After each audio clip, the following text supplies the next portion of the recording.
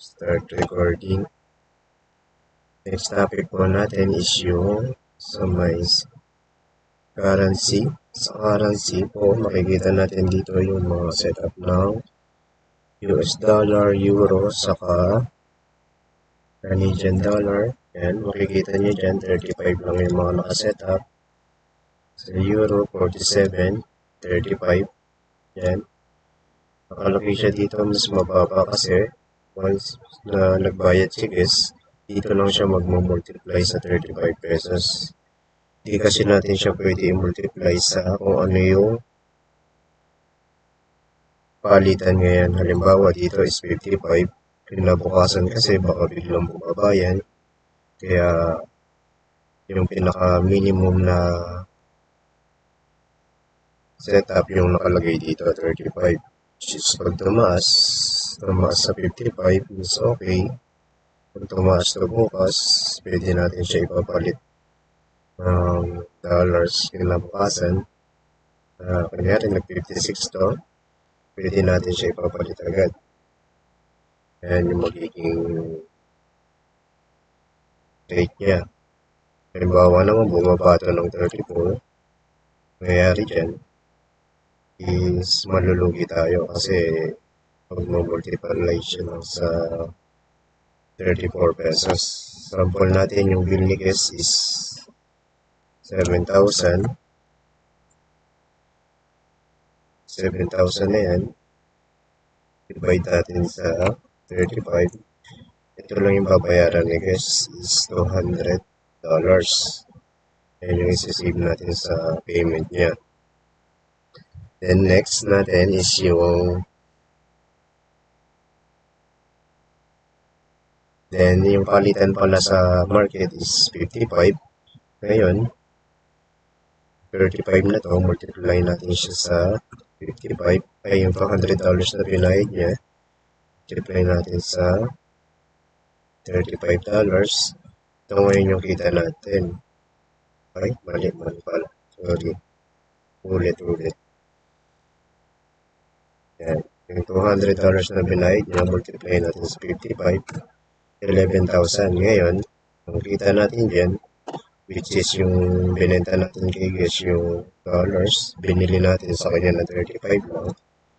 Ngayon, 11,000 siya kung ipapalit natin yung dollars niya ngayon na nagre-range sa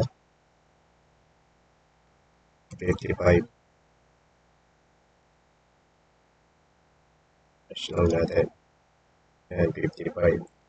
Yung 7,000 less 7,000. 7,000 na bill niya. 4,000 yung kita natin, guys. Yun lang na may explanation din. Then, add lang tayo kung meron tayong i-add na excuse. Kung may add tayo dyan, mga ibang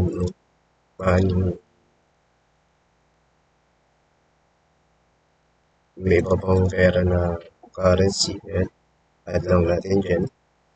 Then, next natin is reservation type.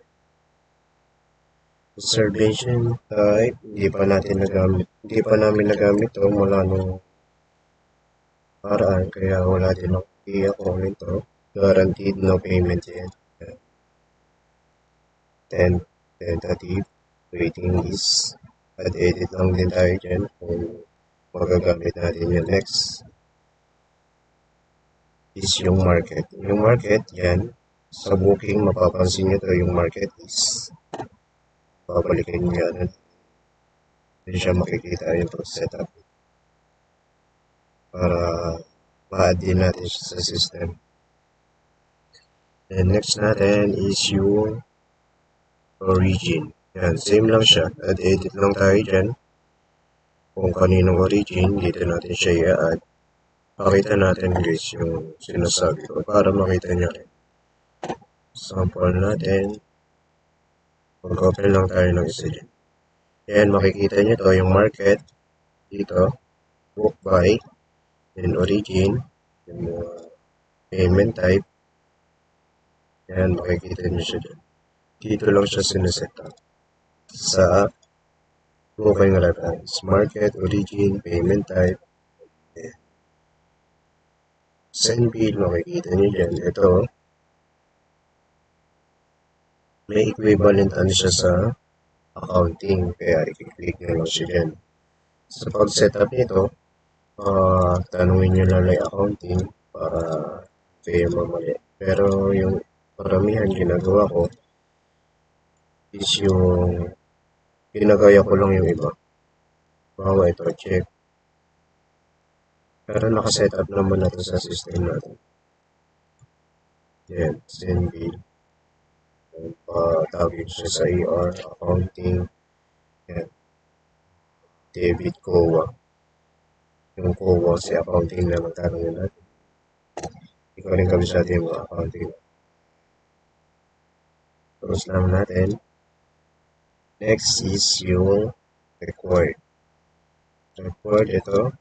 Hindi pa natin nagamit to. Kaya sa next ano na tayo. Hindi pa namin nagamit ito simula. Naggamit kami ng HMS system. Ito, gamitin to. Lalo na itong transaction code. Dito yung sinasabi natin yung mga suppose. Mag-propose kayo ng mga food, adjustment. Dito sinaset up yan. Ayan, mga keycard, mapapansin nyo dyan. Ayan, sa buffet. May price na yan na naka-set up. Pero yung iba wala. Pero meron dyan. Check natin ito sa breakfast. 499. Breakfast adult 499. Set up nyo lang dyan. Pwede nyo siya lagay dito. Sa bill.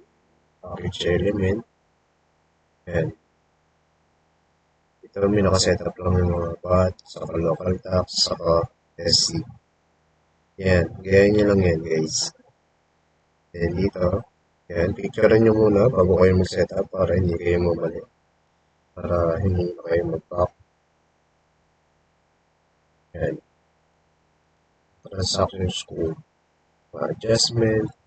Food adjustment. Room adjustment. Yan. Laundry. Makikita nyo dyan.